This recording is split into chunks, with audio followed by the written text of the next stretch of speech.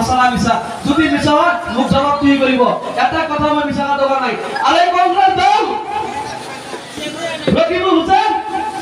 ওয়াদাতাৰি চৌধুৰী জামালউদ্দিন চৌধুৰী নুৰজামান সৰকাৰ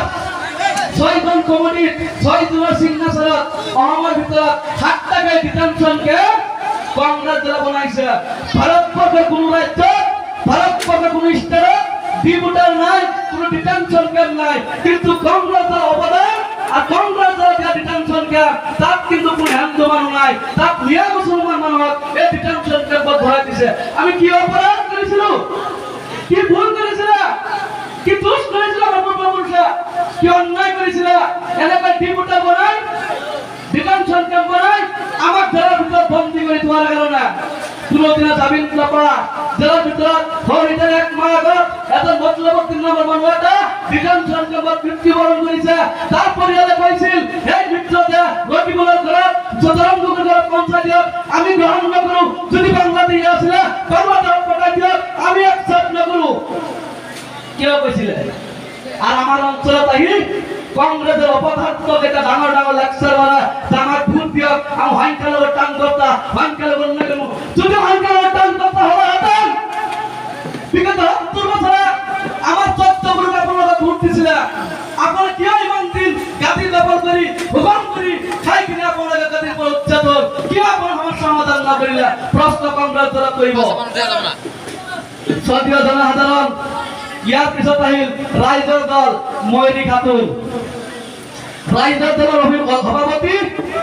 অখিল গগৈ ডাঙৰীয়া তাৰ স্থিতি কি আছে নিশ্চয় আপোনালোকে জ্ঞাত টিভি নাহি ইউডিয়া ৰাইজৰ দল জিন্দাবাদ জিন্দাবাদ এনেকৈ কৈ দিন পাৰ কৰিব কিন্তু ৰাইজৰ দল কথা হয় সিদিনা বিভাগত যিবিলাক কাম কৰিবলৈ গৈছিল পেটাৰ তাৰণাত কাম কৰিবলৈ গৈছিল নিজৰ ল'ৰা সন্তানে কোপাল দেৰ মানে কাম কৰিবলৈ গৈছিল পিটি লাল কৰি দিছিল অখিল গগৈ সমষ্টিত অখিল গগৈ এটা মাত মাতা আছিল সেই সময়ত অখিল গগৈ নিজৰ সমষ্টিত নাথাকি দিছপুৰ এবাৰ হত্যা টোপনি মাৰিছিল কিয় এবাৰ মাত নাপাতিলে কিয় ফৰক কৰিছিল তোমাক ৰাইজে ভোট দিব আহিছে তোমাক ৰাইজে ভোট দিব অসম বিধানত পঠাইছে আপোনাৰ দায়িত্ব আছিল নৈতিক অধিকাৰ আছিল অসমৰ জনসাধাৰণৰ মাত মাতাৰ কাৰণে তুমি গোলাঘাটৰ পৰা কুবাই মানুহ লৈ আসামত পঠাই দিছে তুমি এটা মাত কিয় নামাতিলা এই প্ৰশ্ন অখিল গগৈ কৰক আপুনি অখিল গগৈ ভাব হিম্মত নহয় কাউন্টাৰ দিব হিম্মত নহয় তাৰ জবাব দিবলৈ হিমন্ত বিশ্ব শৰ্মা অখিল গগৈ এটা কলেজের ছাত্র হিমন্ত বিশ্ব শর্মা স্কট পার্সন মোতাবেক কাম করে অখিল গগৈ আর এইখন অখিল গগৈ 2021 চনৰ বিধানসভা নিৰ্বাচনত লইনজ্যোতি গগৈ অখিল গগৈ দুইজন ব্যক্তি যদি ইউডিএফ দলৰ মহাজনত আহিলে হেতেন আজিৰ দিনত অসমত এই বিজেপি গভৰ্ণমেণ্ট দবদবাই নাথাকিলেহেঁতেন আপনারা সমাজ 20 জন ছিল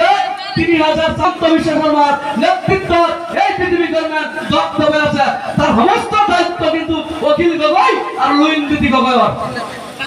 সম্মানীয় জনসাধারণ বিগত সময়ছোৱাত কলাইগাঁও সমষ্টিৰ পূব 5খন পঞ্চায়ত আছে এই 5খন পঞ্চায়তত আফসোসৰ বিষয় বেৰগুৰি পঞ্চায়তখন বিটিডিত অন্তৰ্ভুক্ত হৈছে 4খন পঞ্চায়ত আছে 3খন পঞ্চায়ত আছে শামটিলা পঞ্চায়ত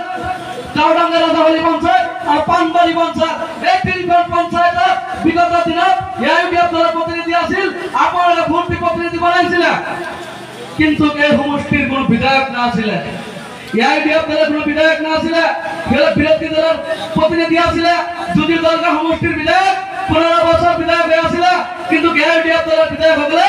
কোনো ধৰণৰ ৰেসপন্স দিয়া নাছিল কোনো ধৰণৰ পাত্তা দিয়া নাছিল কোনো ধৰণৰ সুবিধা দিয়া নাছিল হয়তো হেসকলৰ প্ৰতিনিধিয়ে আপোনালোকৰ মনৰ মতে কাম হয়তো কৰিব পৰা নাই সেইটো আমাৰো মানিব লাগিব কিন্তু ডেলিমিটেশন হোৱাৰ পিছত দলগাঁও সমষ্টিখন কাউডাঙ্গা লৈ কিনি শান্তিলা লৈ কিনি পানবাৰী লৈ কিনি দলগাঁও সমষ্টিত অন্তৰ্ভুক্ত হৈছে আপোনালোকে এজন দক্ষ বিধায়ক পাইছে অসম বিধানসভাত বলিষ্ঠ পদক্ষেপ থকা এজন বিধায়ক পাইছে হাতে হেলুতে কাম কৰা বিধায়ক পাইছে এইখন বিধায়কৰ নেতৃত্ব এইবাৰ পঞ্চায়ত নিৰ্বাচন যিসকল প্ৰতিনিধিয়ে বনাই দিব সেইসকল কাম কৰিব বিধায়ক মহোদয়ৰ জৰিয়তে আৰু যদি নকৰে আপোনাৰ নিশ্চয় বিধায়ক মহোদয় কমপ্লেইন দিয়াৰ কাৰণে আপুনি উপযুক্ত বিধায়ক পাইছে কমপ্লেইন দিয়াৰ লগে লগে সিহঁতক জবাব দি কৰিব বিধায়ক মহোদয়